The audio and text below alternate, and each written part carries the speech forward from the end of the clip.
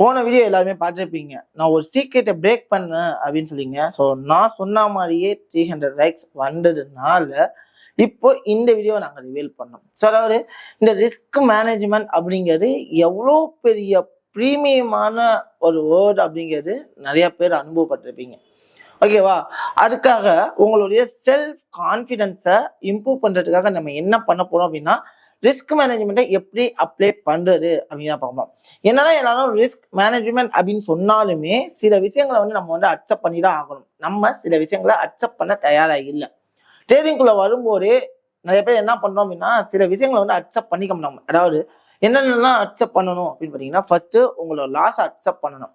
ஏன்னா நான் ட்ரேட் பண்ணால் லாஸ் ஆகும் அப்படிங்கிற உங்கள் மைண்டில் ரிஜிஸ்டர் பண்ணாதான் உங்களால் ரிஸ்க் மேனேஜ்மெண்ட் அப்படிங்கிற ஒரு விஷயத்த ஃபாலோவே பண்ண முடியும். இல்லை நான் 100% சக்ஸஸை மட்டும்தான் பார்க்கணும், ப்ராஃபிட்டை மட்டும்தான் பார்க்கணும் அப்படின்னு நீங்கள் நினச்சிங்க அப்படின்னா ரிஸ்க் மேனேஜ்மெண்ட் அப்படிங்கிற ஒரு ரூலை ஃபாலோ பண்ண முடியுங்க.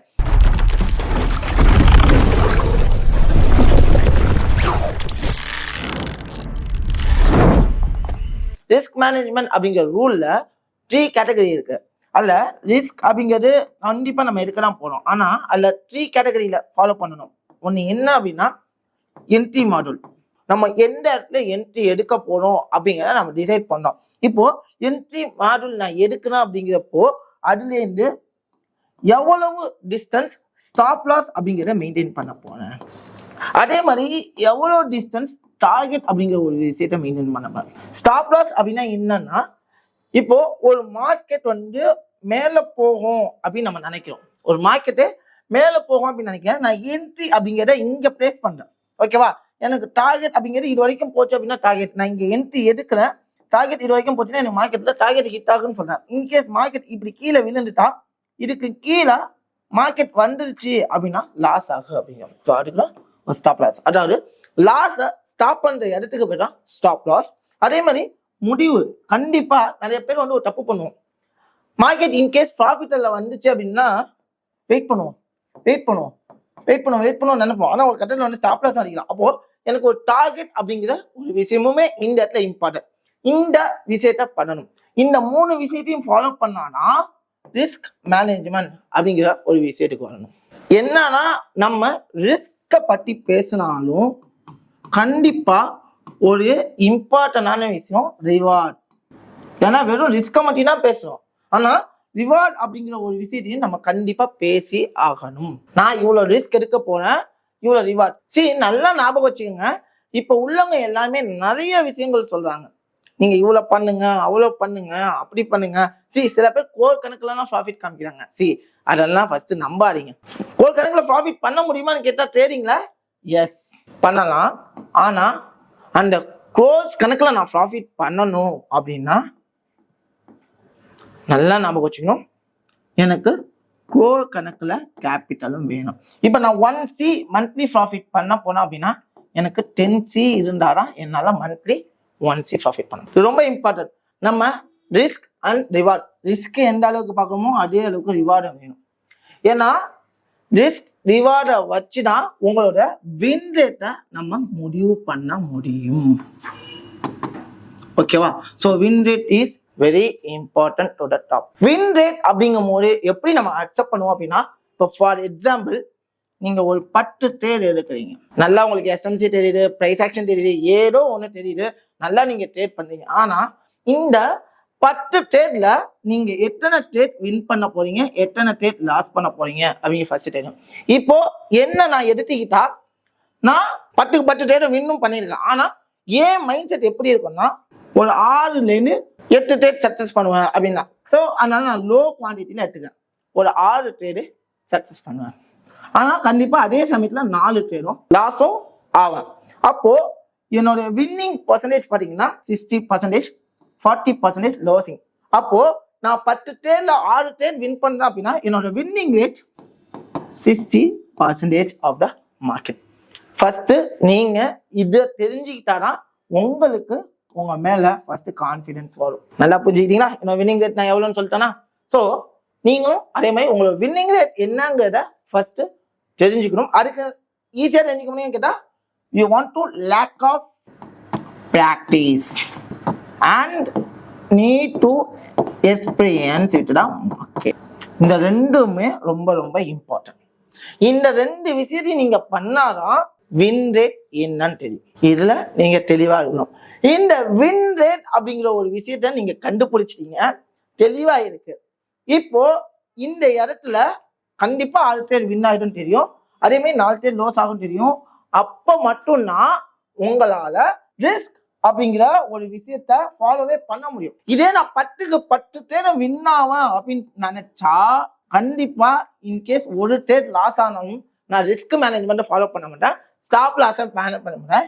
இன்கேஸ் போச்சுன்னா எனக்கு கேபிட்டல் 0 ஆகும். ஆனா நான் 10க்கு 10 ட்ரேட் சக்சஸும் ஆயிருக்கேன், அதே சமயத்துல 10க்கு 10 ட்ரேட் ஃபெயிலியரும் ஆயிருக்கு. அப்படிங்கிற மைண்ட் செட்டை நீங்க கொண்டுட்டு வாங்க. Because of we are think like a business man. கண்டிப்பா நீங்க ஒரு பிசினஸ் மேனா ஃபர்ஸ்ட் திங்க் பண்ண கத்துக்குங்க. அப்ப மட்டும்தான் எப்படியெல்லாம் சர்வே பண்ண முடியும், எந்த இடத்துலலாம் எனக்கு என்னென்ன ப்ராப்ளம் சொன்னாலும் அக்செப்ட் பண்ண முடியும். ஸோ ஃபெயிலியர்ஸை அக்செப்ட் பண்ண முடியும். ஸோ அது ரொம்ப ரொம்ப இம்பார்ட்டன்ட். இதே நீங்க ரிஸ்க் அப்படிங்கிறத ஹெவியா எடுத்தீங்க அப்படின்னா உங்களால ஃபெயிலியரை அக்செப்டே பண்ண முடியாது, லாஸையும் உங்களால அக்செப்ட் பண்ணவே முடியாது. அது மிகப்பெரிய தவறா அமையும். இப்போ நம்மளோட வின் ரேட்டு 60% வச்சுப்போம், ஓகேவா? இப்போ எனக்கு மார்க்கெட்ல 3 டைப்ஸ் ஆஃப் கேட்டகரி ட்ரேடர்ஸ் இருப்பாங்க. என்னன்னா, ஒன்னு பிகினர், இன்னொன்னு இன்டர்மீடியட், இன்னொன்னு எக்ஸ்போர்ட். ஸோ பிகினர் என்ன பண்றாங்க அப்படின்னா மேக்ஸிமம் ஒரு 6 மந்த் ட்ரேட் பண்றதா கன்சிடர். இன்டர்மீடியட் அப்படிங்கிறவங்க மேக்ஸிமம் 1 to 2 years, ஓகேவா? அதே எக்ஸ்போர்ட் அப்படிங்கிறவங்க above 4 years.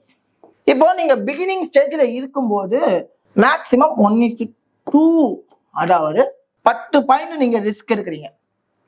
மார்க்கெட்ல ஒரு 10 பாயிண்ட் ரிஸ்க் எடுக்கிறீங்க, அதே ப்ராஃபிட் பண்ணா 20 பாயிண்ட். 1:2 என்ன, நீங்க எவ்வளவு ரிஸ்க் எடுக்கிறீங்களோ அதோட மல்டிப்ளை தான் ரிஸ்க் இருக்கிறதோடைய மல்டிப்ளை. ஸோ நீங்க 10 பாயிண்ட் ரிஸ்க் எடுக்கிறீங்கன்னா அதோட 2வது மடங்கு தான் ஒரு இது.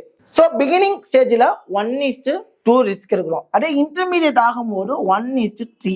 எக்ஸ்பர்ட் ஆகுறீங்க அப்படிங்கும் போது 1:3 பிளஸ் அது 4 இருக்கலாம், 5 இருக்கலாம், 6 இருக்கலாம், depends upon the skill set. Okay, so நான் இன்டர்மீடியட்லயே நீங்க தாராளமா எடுக்கலாம். ஆனா நான் எப்பவுமே என்னோட சஜஷன் என் ஸ்டூடெண்ட்ஸ்க்கு என்ன சொல்லணும், ஃபர்ஸ்ட் நீங்க பிகினிங் ஸ்டேஜ்ல இருந்தா இவ்வளோ தான் ட்ரை பண்ணுங்க. ஒரு இன்டர்மீடியட் போறீங்களா 1:3, அதுக்கு மேல போறீங்கன்னா 1:4. ஃபர்ஸ்ட் நம்ம இதை திங்க் பண்ணணும். இன்னும் நல்லா எக்ஸ்பீரியன்ஸ் ஆகிட்டா கண்டிப்பா தெரிஞ்சு. நான் பிகினிங் ஸ்டேஜ்ல மேக்ஸிமம் நம்ம கிளாஸ் முடிக்கப்போ 1:3 எடுத்துருக்காங்க, 1:5 எடுத்துருக்காங்க, 1:10 எடுப்பாங்க.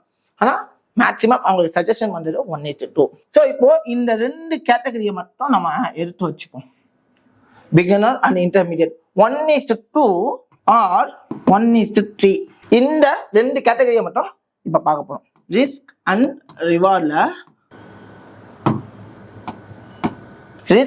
ரிவார்ட்ல so first category 1:2 and then 1:3. இந்த 2 விஷயத்தை வச்சுதான் நம்ம பார்க்க போறோம். ரிஸ்க்குங்கிறது நீங்க எடுக்கிறீங்க அப்படிங்கிற நீங்க எவ்வளவு பாயிண்ட்ஸ் ரிஸ்க் எடுக்கிறீங்களோ அதோட 2 மடங்கு. இது எவ்வளவு பாயிண்ட்ஸ் ரிஸ்க் இருக்குமோ அது 3 மடங்கு. இல்ல 10 பாயிண்ட், இல்ல 20 பாயிண்ட் ரிஸ்க் இருக்கு, இல்ல 10 பாயிண்ட் ரிவார்டு 20 பாயிண்ட், இல்ல 20 பாயிண்ட்னா ரிவார்டு 60 பாயிண்ட். அதாவது 3யோட 20 மல்டிப்ளை 2வோட பாயிண்ட்ஸா மல்டிப்ளை பண்ண, அதாவது மடங்கு அப்படின்னு சொல்லுவாங்க. இப்போ இதுதான் ஒரு பாக்ஸ் அப்படின்னா இந்த பாக்ஸை 2ஆ வச்சு ஈக்குவல் பண்ணாதான் அது 2 மடங்கு, 3ஆ வச்சு ஈக்குவல் பண்ணா அது 3 மடங்கு. இந்த மாதிரி நம்ம இருக்குது. ஸோ ஸ்டாப் லாஸ் அப்படிங்கிற இது கீழே வைக்கிறோம் அப்படின்னா இது என்ட்ரி மாடியூல், ஓகேவா? இது SL, இது டார்கெட். அப்போ 1, 2, 3 சேம். அதாவது இந்த ஸ்டாப் லாஸ் பிரைஸோடைய 3 பாக்ஸ் ஈக்குவல் பாக்ஸ் சேர்ந்ததுதான் டார்கெட் அப்படிங்கிற மாதிரி ஒரு கணக்கு வச்சுக்கோங்க. ஸோ உங்களுக்கு ஈஸியா புரிய ஆரம்பிக்கும். இப்போ நம்ம ரிஸ்க் எவ்வளவு இருக்குது, ரிவார்டு எவ்வளவு இருக்குதுன்னு பார்த்தோம். ஆனா ஒரு விஷயம் ரொம்ப ரொம்ப இம்பார்ட்டன்ட், என்னோட கேபிட்டல் அப்படிங்கிறது ரொம்ப முக்கியம். என்னோட கேபிட்டல்ல நான் எவ்வளவு ரிஸ்க் எடுக்க போனேன் அப்படிங்கிறத ஃபர்ஸ்ட் நீங்க தீர்மானிக்கணும். தீர்மானிச்சா மட்டும்தான் அந்த ரிஸ்கோட வேல்யூ உங்களுக்கு புரியும். இப்போ என்னோட கேபிட்டல் பாத்தீங்க அப்படின்னா ஒரு 10,000 ரூபாய் இருக்கு. எனக்கு கேபிட்டல்ல ஒரு ட்ரேடுக்கு எவ்வளோ ரிஸ்க் யூஸ் பண்ண போறேன். ஸோ நான் எப்பவுமே என் ஸ்டூடெண்ட்ஸுக்கு சொல்றது 1% ஆர் 0.5%. அதாவது நான் ஏன் இப்படி சொல்றேன் அப்படின்னா, இப்போ என் கேபிட்டல் இருக்கு அப்படின்னா 1% நான் ரிஸ்க் எடுத்தேன் அப்படின்னா எனக்கு எத்தனை ட்ரேடுக்கான ஆப்பர்ச்சுனிட்டி கிடைக்குதுன்னா 100 ட்ரேட்ஸ்க்கான ஆப்பர்ச்சுனிட்டி கிடைக்கும். இப்போ எனக்கு கேபிட்டல்ல 1% நான் யூஸ் பண்ணோம் அப்படின்னா எனக்கு 100% காலியானா எனக்கு கேபிட்டல் 0 ஆகும். அப்போ ஒரு ட்ரேடுக்கு நான் எவ்வளவு பர்சன்டேஜ் ரிஸ்க் எடுக்க போறேன். இப்போ எனக்கு வந்து 1% ரிஸ்க் எடுக்க போனா 100 ட்ரேடுக்கான ப்ராபபிலிட்டி. அதே 0.5ல எடுத்தேன்னா 200 ட்ரேடுக்கான பாசிபிலிட்டிஸ். அதே வந்துட்டு 0.2% எடுத்தேன்னா 500 ட்ரேடுக்கான பாசிபிலிட்டிஸ். ஸோ இப்படிதான் நம்ம வந்து எடுக்க போறோம். ஸோ நல்லா ஞாபகம் வச்சுக்கணும். என்ன கேபிட்டல்ல ட்ரேட் ஆப்பர்ச்சுனிட்டி வைப்போம். இதுல ஃபார் எக்ஸாம்பிள் எனக்கு கேபிட்டல்ல நான் 1% ரிஸ்க் எடுத்தா எனக்கு எத்தனை ட்ரேட் ஆப்பர்ச்சுனிட்டினா 100 ட்ரேட்ஸ்க்கான ஆப்பர்ச்சுனிட்டி. அதே 0.5% ரிஸ்க் எடுத்தேன் அப்படின்னா எத்தனை ட்ரேடுக்கான ஆப்பர்ச்சுனிட்டி 200 ட்ரேடுக்கான ஆப்பர்ச்சுனிட்டி. அதே 0.2% எடுத்தேன் அப்படின்னா 500 ட்ரேடுக்கான ஆப்பர்ச்சுனிட்டிஸ் கிடைக்கும். அப்போ 1% அப்படின்னா எவ்வளோன்னு பார்த்தீங்கன்னா எனக்கு கேபிட்டல் ஒரு 10,000 ரூபாய். 10,000 ரூபாயில 1% எவ்வளோன்னு பார்த்தீங்கன்னா 100 ரூபாய். 0.5% பார்த்தீங்கன்னா 50 ரூபாய். 0.2னா 20 ரூபாய். புரியுதா? இப்போ நான் 100 ரூபாய் எடுத்தேன்னா 10,000 ரூபாயில 100 ரூபாய் எத்தனை டைம் நான் 100 ரூபாய் எடுக்க முடியும்னா 100 டைம் எடுக்க முடியும். 100 × 100 10,000 ரூபாய். அதே மாதிரி 20 ரூபாய் 10,000 ரூபாயில டிவைடட் 20 பண்ணா எவ்வளவு கிடைக்கும் உங்களுக்கு? 500 ட்ரேட்ஸை என்னால எடுக்க முடியும். ஸோ இந்த மாதிரி நீங்க பண்ணுங்க. நீங்க எவ்வளவு ட்ரேட் ஆப்பர்ச்சுனிட்டிஸை உருவாக்க போறீங்க. இப்போ உங்களுக்கு ட்ரேடே பண்ண தெரியலனாலும் நான் அடிச்சு சொல்லுவேன், ஒரு 500 ட்ரேட்ல 300 ட்ரேடு லாஸ் பண்ணிட்டீங்க. நல்லா நம்ம வச்சுக்கணும். 300 ட்ரேட் என்ன பண்ணீங்க? லாஸ் பண்ணீங்க. நான் என்ன சொல்றேன்னா லாஸ் அதிகப்பட்டேன். 300 ட்ரேடு லாஸ், 200 ட்ரேடு வின்னு. உங்களுக்கு ட்ரேடே பண்ண தெரியல.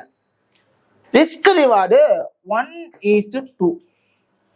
அப்போ இப்போ 200 ட்ரேடு வின்னானா உங்களுக்கு ப்ராஃபிட்டா கிடைக்கிறது 400. லாஸ் பண்றது எவ்வளோ அப்படின்னா 300. ஸோ நல்லா ஞாபகம் வச்சுங்க. ஸோ 300 லாஸ் பண்றீங்க, 400 ப்ராஃபிட் பண்றீங்க. அப்போ 300 பார்த்தீங்க அப்படின்னா உங்க கையில +100 இருக்கும். வின் பண்ண ட்ரேடு பார்த்தீங்க அப்படின்னா ரொம்ப கம்மி. ஆனா ரிஸ்க் ரிவார்ட் ரேஷியோ பார்த்தீங்கன்னா 1:2. இங்கேயும் அதே 1:2 தான் பண்றோம். இங்கேயும் 1:2 தான் பண்றோம், இங்கேயும் 1:2 தான் பண்றோம். 300 ட்ரேட் லாஸே பண்றேன். அதிகமா நான் லாஸே ஏற்றிக்கிட்டேன். 300 ட்ரேட் லாஸ் ஆனா 1%, அதாவது ஒன்றுனா ஒரு ட்ரேடுக்கு நான் எவ்வளோ எடுக்கப்பேன், எனக்கு எவ்வளோ ஆப்பர்ச்சுனிட்டி, நான் 2% தான் இருக்கேன். 0.2 தான் இங்கே லாஸ் ஆகுது. இங்கே ஒன்றுலங்கிறது என்னது, எனக்கு 0.2% லாஸ் ஆகுது. அதாவது 20 ரூபா லாஸ் ஆகுது. ஓகேவா? அதே வந்துட்டு அடுத்த ட்ரேடு 200 ட்ரேட் ஆப்பர்ச்சுனிட்டி நான் வின் பண்றேன். அப்போ எனக்கு 1:2, 20 ரூபா நான் ரிஸ்க் எடுக்கிறேன் அப்படின்னா 40 ரூபா ப்ராஃபிட் கிடைக்குது. டபுளா கிடைக்குது. ரிஸ்க் எடுத்து நான் டபுளா தான் ப்ராஃபிட் பண்றேன். அப்போ என்னோட லாஸையும் என்னோட வின்னையும் ரெக்கார்ட் பண்ணும்போது என் கையில ப்ராஃபிட்டபிளா 100 ட்ரேட் இருக்கு. இப்போ நம்ம ரிஸ்கை எப்படி யூட்டிலைஸ் பண்ணணும்னு சொல்லியாச்சு. இப்போ என்ன கேபிட்டல்ல நான் எவ்வளோ ரிஸ்க் எடுக்கணுங்கிறத ஃபர்ஸ்ட் கால்குலேட் பண்ணணும். இப்போ கேபிட்டல் அப்படிங்கிறப்போ ரிஸ்க் அமௌண்ட், அதாவது risk percentage first, then risk amount. Risk percentage and risk amount. ஓகேவா? இப்போ இந்த கேபிட்டல்ல என்னோட கேபிட்டல் எவ்வளோ வைக்கணும்? ஃபர்ஸ்ட் 10,000 rupees வச்சுப்போம். தென் ஒரு 25 ரூபா வச்சுப்போம். நெக்ஸ்ட் ஒரு 50. ஸோ 3 types ஆஃப் கேபிட்டல் வச்சுட்டோம். இப்போ ரிஸ்க் பர்சன்டேஜ் நான் எவ்வளோ ரிஸ்க் எடுக்க போறேன்? இப்போ நான் 1% ரிஸ்க் எடுக்கிறேன். எவ்வளோ ரிஸ்க் இருக்கிறேன்? 1% ரிஸ்க் இருக்கேன். அப்போ ரிஸ்க் அமௌண்ட் இல்லை 1% என்ன எவ்வளோ? 100 ரூபாய். 25,000 ரூபாயில ஒரு 1% ரிஸ்க் இருக்கிறேன். அப்போ எனக்கு ரிஸ்க் அமௌண்ட் எவ்வளோ? 250 ரூபா. அப்போ 50,000 ரூபாயில 1% ரிஸ்க் இருக்கிறேன். எனக்கு ரிஸ்க் அமௌண்ட் எவ்வளோ? 500 ரூபாய். ஸோ உங்களுக்கு வேரியாக போகிறது இந்த ரிஸ்க் அமௌண்ட் தான். இதே வந்துட்டு நீங்க 0.5% ரிஸ்க் எடுக்கிறீங்கன்னா இதை விட டிவைட் பண்ணுங்க 50 ரூபா. 0.5னா எவ்வளோ? 125. 0.5னா 250. ஓகேவா? அதே ரிவார்டு வந்து 1:2 அப்படின்னா 1% ரிஸ்க் எடுக்கிறீங்கன்னா 2% ப்ராஃபிட். ஓகேவா? 2% ரிஸ்க் எடுக்கிறீங்கன்னா 4% ப்ராஃபிட்.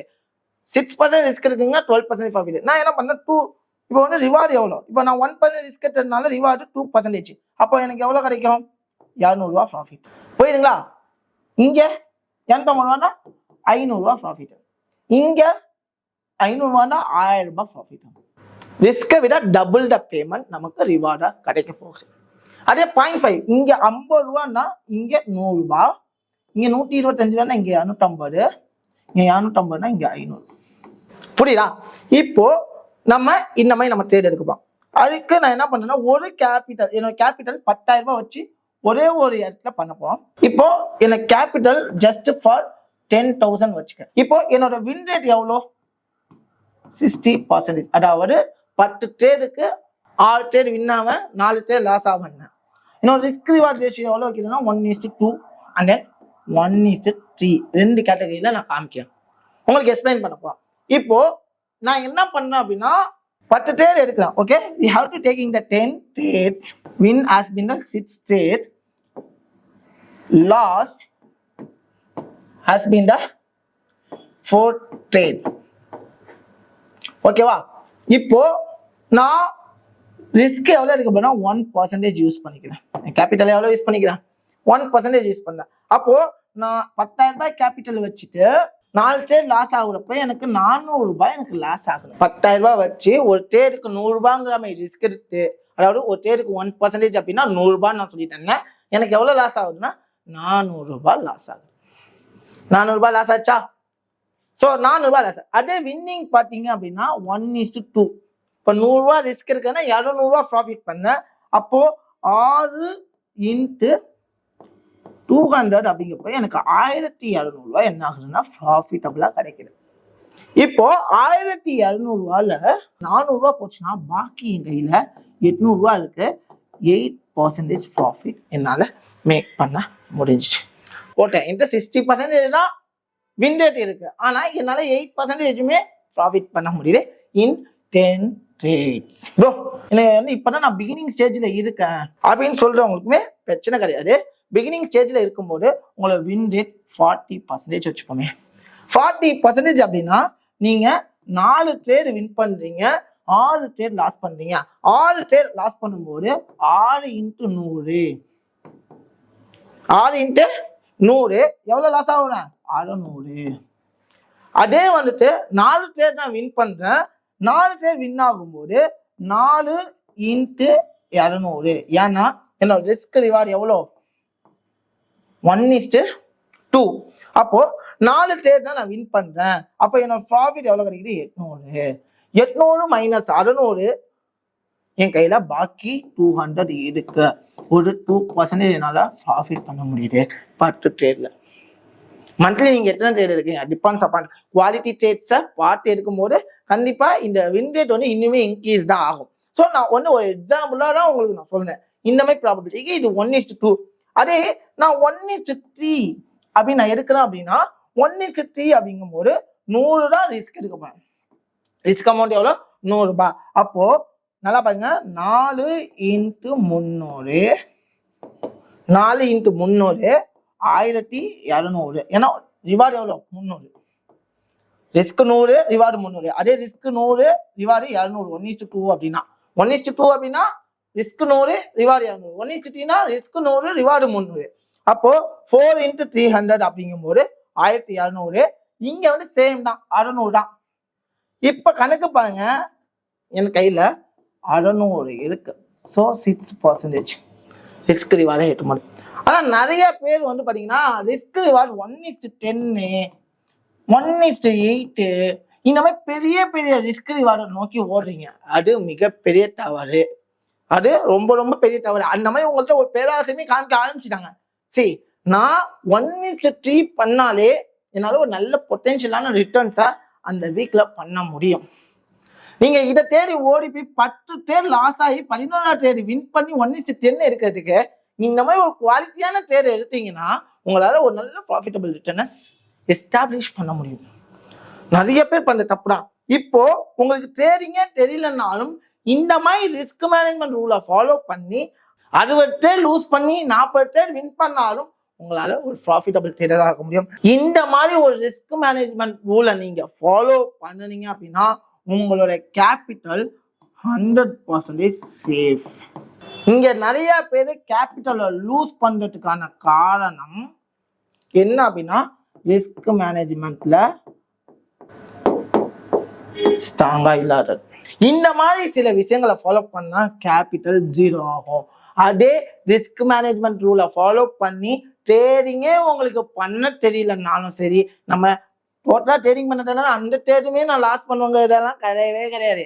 நீங்க பாருங்களேன், நீங்க ட்ரேடிங் ஃபர்ஸ்ட் உள்ள வரும்போது குட்டி குட்டியா ப்ராஃபிட் பண்ணிட்டு வருவீங்க, ஆனா ஒரு கட்டத்தில் ட்ரீடு போயிடும்.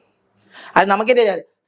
நல்லா யோசிச்சுப்பாங்க. இந்த மாதிரி ட்ரேடிங்கே பண்ண தெரியாம ரிஸ்க் மேனேஜ்மெண்ட் ரூலை ஃபாலோ பண்ணாலும் உங்களுக்கு கேபிட்டல் 0 ஆகாது. 100% நான் சொல்றேன், உங்களுக்கு கேபிட்டல் 0 ஆகாது. அதே ரிஸ்க் மேனேஜ்மெண்ட் ரூலை ஃபாலோ பண்ணாம ட்ரேடிங் பண்ண தெரிஞ்சாலுமே உங்களுக்கு எஸ்எம்சி தெரியுது, பிரைஸ் ஆக்ஷன் தெரியுது, இண்டிகேட்டர்ஸ் தெரியுது, எல்லாம் தெரியுது, நான் பெஸ்டா ட்ரேட் பண்ண எல்லாம் தெரியும் தெரியும், ஆனா ஒரு ட்ரேட்ல ஒரு ஃபெயிலியர் வந்தாலும் உங்களுக்கு கேபிட்டல் 0 ஆகிறதுக்கான சான்சஸ் இருக்கு.